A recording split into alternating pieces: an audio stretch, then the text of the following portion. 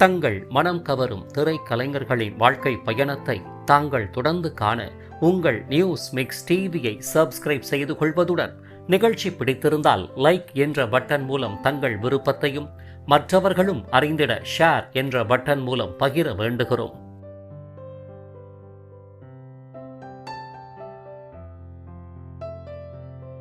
News mix TV தங்கள் அனைவரையும் அன்புடன் வரவேற்கிறது. மிக நெடிந்த உயரம் இல்லை எனினும் உயரத்திற்கேற்ப பூசினார் போன்ற உடல்வாகும், சிவந்த நிற தோற்ற பொலிவில் நீள்வட்ட வடிவ முக அமைப்பில் சாந்தமிக்க சிறிய கண்களையும் கூர்மை மிக்க நாசிகளையும் உடையவர் மட்டுமின்றி ஸ்பிரிங் போன்ற அடர்த்தியான கேசத்தையும் பிரத்யேக குரல் வளத்தையும் தன்னகத்தை கொண்டவர்தான் யாரும் எதிர்பாராத வகையில் திடீரென மறைந்து போன மோகன்குமார் ஆவார். தமிழ் தாய்மொழியாயினும் தமிழ் உள்ளிட்ட பிற மொழி திரைப்படங்களிலும் தனது தேர்ந்த நடிப்பு மற்றும் அற்புதமிக்க நாட்டிய திறத்தால் முத்திரை பதித்தவர். டி. ராஜேந்தர் அவர்களால் திரை உலகில் அறிமுகப்படுத்தப்பட்டு இளம் நாயகர், துணை கதாபாத்திரம் மற்றும் குணச்சித்திர வேடங்களால் நிலை பெற்றவர். மயில் வந்து மாட்டிக்கிட்ட பாதையில என்ற துள்ளிசை பாடலையும் ராக்கால வேளையில ராசாணி வாடையில என்ற விரகதாப ஹிட் பாடல்களை என்று நினைத்தாலும் மனக்கண் நிறைபவர். இப்பேற்பட்ட எவர் கிரீன் 1980 மற்றும் 90களின் நாயகனாக வலம் வந்த மோகன்குமார் அவர்கள் எங்கு பிறந்தார், எவ்வாறு வளர்ந்தார், கலைத்துறையில் கால் பதித்தது எப்படி, முத்திரை பதித்த திரைப்படங்கள் யாவை, வாழ்வில் மலர்ந்த காதல் வீழ்ந்து போனது ஏன், இறுதி வரை தனக்கென்று ஒரு திருமண பந்தத்தை ஏற்படுத்திக் கொள்ளாது பயணித்த வேதனைமிக்க சூழல் என்ன, எதனால் எப்படி மறைந்தார், பெற்றோர் உற்றார் உறவினர் என யாருடைய ஆதரவும் இன்றி கடைசி காலத்தில் வாழ்ந்தவர் மறைந்த போது அவருக்கு அஞ்சலி செலுத்தும் வகையில் இறுதி காரியங்கள் செய்தது யார் உள்ளிட்ட அடுக்கடுக்கான கேள்விகளுக்கு விடையளிக்கும் அவர்தம் நினைவலைகள் கூறும் சிறப்பு வாழ்க்கை பயணத்தை தற்போது விரிவாக காண்போம். 1964ஆம் ஆண்டு தமிழகத்தின் தலைநகராம் சென்னை மாநகரில் ஸ்ரீநகர் பகுதியைச் சேர்ந்த விநாயக முதலியார் மற்றும் சந்திரா தம்பதியருக்கு பிறந்த இரண்டாவது கடைக்குட்டி செல்ல மகன்தான் நமது வாழ்க்கை பயண நினைவலைகள் நாயகர் மோகன்குமார் ஆவார். இவருடன் சாந்தி எனும் மூத்த சகோதரி ஒருவரும் உடன் பிறந்தவர் ஆவார். இவ்வாறு வீட்டின் ஒரே ஆண் வாரிசாக மட்டுமின்றி செல்ல மகனாக பிறந்த மோகன்குமார் இயற்கையிலேயே சற்று வசதிமிகு குடும்பத்தில் பிறந்தவர் ஆகையால் சிறு வயதில் எண்ணியதெல்லாம் எளிதாக கிடைக்கத்தான் செய்தது. இதன் பேரில் பெற்றோரின் அரவணைப்பு, உடன் பிறந்த மூத்த சகோதரியின் பாச பிணைப்பு என வளர ஆரம்பித்தவருக்கு ஏனோ தெரியவில்லை, எங்கு பாடல்கள் ஒலித்தாலும் போதும் உடனே நாட்டியமாடும் ஆற்றலை இயற்கையிலேயே கைவர பெற்றிருந்தார். இதனால் அகமகிழ்ந்து போன பெற்றோரும் மகனின் நாட்டிய கலை திறனுக்கு தடையேதும் விதிக்காமல் அதனை நன்முறையில் வளர்க்க ஆதரவளித்தனர். இவ்வாறாக நாட்டியம் ஒருபுறம் எனில், வாழ்விற்கு மிக ஆதாரமான கல்வியை பெற்றோர்களின் ஆசைப்படி ஸ்ரீநகரில் இயங்கி வந்த பிரபல பள்ளியில் இனிதே ஆரம்பித்தார் சிறுவன் மோகன்குமார் அவர்கள்.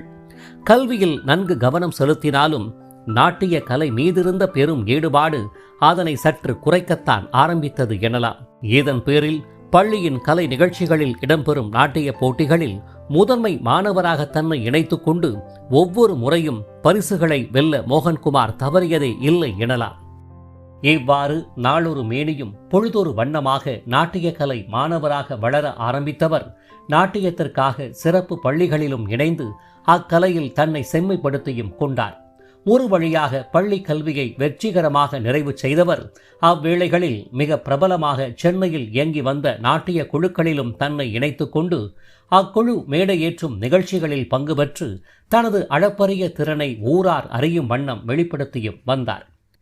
இச்சூழலில்தான் நாட்டியமும் காதலும் கலந்த கதையம்சம் கொண்ட திரைப்படத்தை தனது மனைவி உஷா ராஜேந்தர் தயாரிப்பில் தனது இயக்கத்தில் வெளியிட பல்கலை வித்தகர் டி. ராஜேந்தர் அவர்கள் முயன்று வந்ததுடன் அக்கதைக்கான புதுமுகங்களையும் தேடி வந்தார். இதன் பேரில் பரதம் ஆட தெரிந்த கதையின் பிரதான ஹீரோயின் வேடத்திற்கு இளம் நாயகி ஒருவர் தேவை என்ற சூழ்நிலையில் தேடிய போதுதான் கண்களில் தென்பட்டு மனம் நிறைந்தவர் மேற்கு வங்காளத்திலிருந்து நாட்டிய கலைகளின் மீது கொண்ட பெரும் ஈடுபாடு காரணமாக சென்னை வந்து பிரபல கலாஷேத்ரா ஃபவுண்டேஷனில் தன்னை மாணவியாக இணைத்துக் கொண்டு நாட்டிய கலையை முறைப்படி கற்று வந்த அமலா முகர்ஜி எனும் கலை நாயகி அமலா ஆவார். அதுபோலவே கதையின் இரண்டாம் நாயகனாக நாட்டியம் தெரிந்த கலைஞர் ஒருவரை தேடி வந்த வேளையில் அமலா போல் கண்ணில் பட்டவர்தான் மோகன்குமாரும் ஆவார். இதன் அடிப்படையில் 1986 தஞ்சை சினியார்ட்ஸ் தயாரிப்பில் டி. ராஜேந்தர் கதை வசனம், பாடல்கள், இசை, இயக்கம் மற்றும் நடிப்பில் வெளியான மைதிலி என்னை காதலி என்ற திரைப்படத்தில் வாயிலாக மைதிலி எனும் கதாபாத்திரங்களில் அமலா மற்றும் சங்கீதா ராமனும், இரண்டாம் ஹீரோவாக மோகன்குமாரும் தமிழ் திரை உலகில் முதலில் ஒன்று சேர அறிமுகமாகினர். கதையின்படி மாணிக்கம் எனும் டி. ராஜேந்தரால் விரும்பப்படும் அத்தை மகள் சங்கீதாவை காதலிக்கும் கல்லூரி மாணவராக ஆட்டம் பாட்டம் என திரைப்படம் முழுவதும் நாட்டிய அங்க அசைவுகளை வெளிப்படுத்தி இருப்பார் மோகன்குமார் அவர்கள். டி. ராஜேந்தர் பாடல் வரிகள் மற்றும் இசையில் வெளியான அத்துணை பாடல்களும் அவ்வேளைகளில் மெகா ஹிட் ஆகும். குறிப்பாக எஸ்.பி. பாலசுப்ரமணியத்தின் பின்னணியில் வெளியான ஒரு பொன்மானை நான் பாட தகதிமித்தோ என்ற பாடலை அவ்வளவு எளிதில் யாரும் மறந்திருக்க முடியாதுதான்.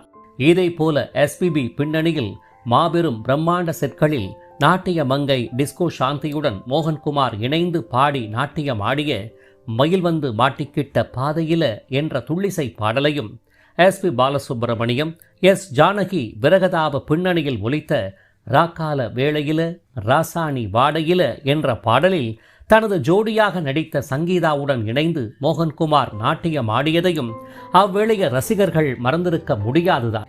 இத்திரைப்படத்தின் மூலம் சிறந்த இசையமைப்பாளருக்கான சினிமா எக்ஸ்பிரஸ் விருதை வென்றார் டி. ராஜேந்தர் அவர்கள். எவ்வாறு மேற்கண்ட மைதிலி என்னை காதலி என்ற திரைப்படத்தின் மூலம் இரண்டாம் நாயகராக மனம் கவர்ந்த மோகன்குமாருக்கு திரைப்பட வாய்ப்புகள் நாடி வரத்தான் ஆரம்பித்தன. இதன் அடிப்படையில் தேடி வந்த திரைப்படங்கள் பல ஏனோ தெரியவில்லை, படப்பிடிப்புகள் முழுமையாக முடிவுறாமல் பாதியிலேயே நின்று போயின. இந்த சூழலில்தான் மேற்கூறிய நிகழ்வால் மனவேதனை அடைந்த மோகன்குமாருக்கு சற்று ஆறுதல் அளித்த திரைப்படமாக அமைந்தது ராதா காதல் வராதா என்ற திரைப்படமாகும். 1989 கே. தீனதயாளன் தயாரிப்பு மற்றும் இயக்கத்தில் வெளியான இத்திரைப்படத்தில் கதையின் ஹீரோவாக மாதுரியின் இணையாக தோன்றி நடித்திருப்பார் மோகன்குமார் அவர்கள்.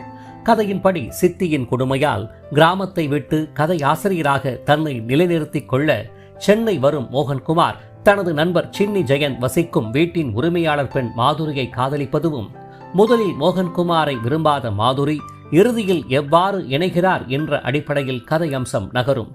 இத்திரைப்படம் எதிர்பார்த்த வெற்றியை பெறாமல் தான் போனது. இதையடுத்து சில திரைப்பட வாய்ப்புகள் வந்தாலும் அது நிலையற்றதாக மாறிப்போன வேளையில்தான் இயக்குனரும் நடிகருமான K.S. ரவிக்குமார் வடிவில் திரை வாய்ப்பு ஒன்று தேடி வந்தது.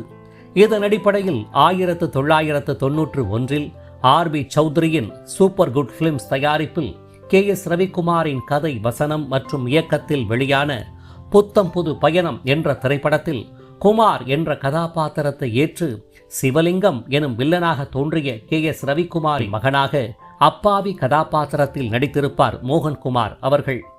மக்கள் கலைஞர் ஜெய்சங்கரின் தம்பி மகள் என கூறப்படும் நிர்மலா அறிமுகமான இத்திரைப்படத்தில் அவருக்கு இணையாக தோன்றிய மோகன்குமார் கதையின்படி சில மாதங்களில் இறக்கப் போகும் பாபு எனும் ஆனந்த் பாபு, நாராயணன் எனும் சின்னி ஜெயன், விவேக் ஆகியோரின் ஆதரவுடன் பல எதிர்ப்புகளை கடந்து நிர்மலாவை எவ்வாறு மனம் புரிந்து கொள்கிறார் என்ற ரீதியில் ஜனரஞ்சக அடிப்படையில் கதை முடிவுறும். இத்திரைப்படத்தில் பெரிய வசனங்களோ அதிரடி நடிப்பின்றி மென்மை நாயகராக தோன்றிய மோகன்குமார் எப்போதும் போல பாடல்களில் தனது நாட்டிய திறமையால் ஸ்கோர் செய்திருப்பார். இத்திரைப்படம் வெற்றி கண்டது. இதன் பின்னர் தனக்கு முதலில் சினிமா வாய்ப்பு தந்து அறிமுகப்படுத்திய டி. ராஜேந்தர் அவர்கள் தனது மகன் சிம்புவை லிட்டில் சூப்பர் ஸ்டாராக பிரதானப்படுத்திய திரைப்படமான எங்க வீட்டு வேலன் என்ற திரைப்படத்தில் தோன்ற மீண்டும் வாய்ப்பளித்தார். ராஜு வில்லனாக நடித்த இத்திரைப்படத்தில் சுபஸ்ரீக்கு நாட்டியம் கற்றுத்தரும் மாஸ்டராக தோன்றிய மோகன்குமார் அவருக்கு அளிக்கப்பட்ட கதாபாத்திரத்தின்படி பல எதிர்ப்புகளை கடந்து இறுதியில் கதையின் ஊடாக திருமணம் புரிந்து கொள்ளும் வகையில் கதைக்களம் நகரும். 100 நாட்களையும் கடந்து திரையரங்குகளில் வெற்றிகரமாக ஓடிய இத்திரைப்படத்தின் மூலம் நன்கு அறியப்பட்ட மோகன்குமாருக்கு ஏனோ தெரியவில்லை, திரைப்பட வாய்ப்புகள் குறையத்தான் ஆரம்பித்தன. புதுமுகங்களின் வரவு, காலத்தின் சூழல் ஆகியவை மேற்கூறிய நிகழ்வுகளுக்கு ஒரு காரணியாகத்தான் அமைந்து போனது. ஒரு சிறந்த நாட்டிய நாயகனை தமிழ் திரை உலகம் நன்கு பயன்படுத்திக் கொள்ளவில்லை என்றுதான் என்ன தோன்றுகிறது. 1993 சிம்பு சினியார்ட்ஸ் தயாரிப்பில் டி. ராஜேந்தர் கதை வசனத்தில் பூர்ணச்சந்திரன் இயக்கத்தில் வெளியான பெற்றெடுத்த பிள்ளை என்ற திரைப்படத்தில் கதாபாத்திரம் ஏதுமின்றி டி. ராஜேந்தர் பாடலிசையில் எஸ்பிபி பின்னணியில் ஒலித்த அர்த்தஜாம வேளையில என்ற கவர்ச்சிமிகு துள்ளிசை பாடலில் நடனமாடி இருப்பார் மோகன்குமார் அவர்கள். இவ்வாறு திரைப்பட வாய்ப்புகள் படிப்படியாக குறைந்து நாட்டிய கலைஞராக பயணித்த மோகன்குமார் அவர்கள் 1996 திரை உலக நாட்டிய கலைஞர்களுக்கான சினி டான்சர் அசோசியேஷனில் தன்னை இணைத்துக் கொண்டார். திரைப்பட வாய்ப்புகள் குறைவு, காதல் வாழ்வும் தோல்வி என எண்ணற்ற துயர்களால் மனதளவில் கடுமையாக பாதிக்கப்பட்ட மோகன்குமார் அவர்கள் ஏற்கனவே பெற்றோர்களின் மறைவு, உறவுகள் தொடர்பின்மை என்ற ஆதரவற்ற சூழ்நிலையில் பெரும் மனவலிகளுடன் பயணித்ததுதான் கடும் வேதனையாகும். இருப்பினும் ஒரு திருமண பந்தத்தை ஏற்படுத்தி கொண்டு மன வாழ்வில் பயணித்திருந்தால் மனைவி, பிள்ளைகள் என ஆதரவுடன் மகிழ்ச்சிகரமாக வாழ்க்கை சென்றிருக்கும். அதற்கும் இறுதி வரையில் வாய்ப்பளிக்காமல் சென்றவர் தனிமை தந்த கடின சூழல்களால் ஏற்படுத்தி கொண்ட சில தோழமை பழக்கம் அவருடைய உடல்நல குறைவுக்கும் பெரும் காரணியாகத்தான் அமைந்து போனது எனலாம். நுரையீரல் பாதிப்பு உள்ளிட்ட சில உடல்நல குறைபாடுகளால் பாதிக்கப்பட்டவர் அதற்குரிய சிகிச்சைகளை மேற்கொண்டு வந்த நிலையில் ஆதரவற்ற சூழல் மற்றும் தனிமையானது கடும் விரக்தியையும் மன உளைச்சல்களையும் ஏற்படுத்திய நிலையில் யாரும் எதிர்பாராத வண்ணமாக 2006 மார்ச் மாதம் 4 மரணத்துடனும் தனிமையுடனும் போராட முடியாதவராக இப்புவி உலக வாழ்விலிருந்து முற்றிலும் விடை பெற்றார்.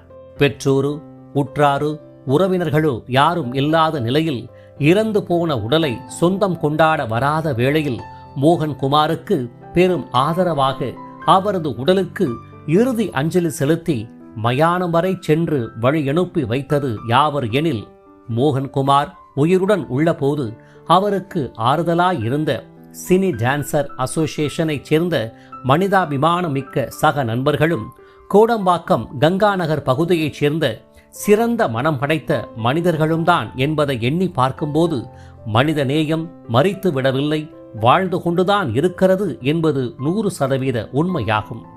இவ்வாறு தனது தேர்ந்த நாட்டியம் மற்றும் நடிப்பால் ரசிகர்களின் மனம் கவர்ந்தவரும் ஹிட் பாடல்களின் நாயகரும் இறுதி காலங்களில் எண்ணற்ற துயர்களை சந்தித்து பேரமைதி வேண்டி மரணித்து போனவருமான கலை நாயகர் மோகன்குமாரின் நினைவலைகளானது கலை பயணம் இப்புவி உலகில் உள்ளவரை மறையாது ஞாபகப்படுத்திக் கொண்டிருக்கும் எனில் அது என்றும் மிகையாகாது.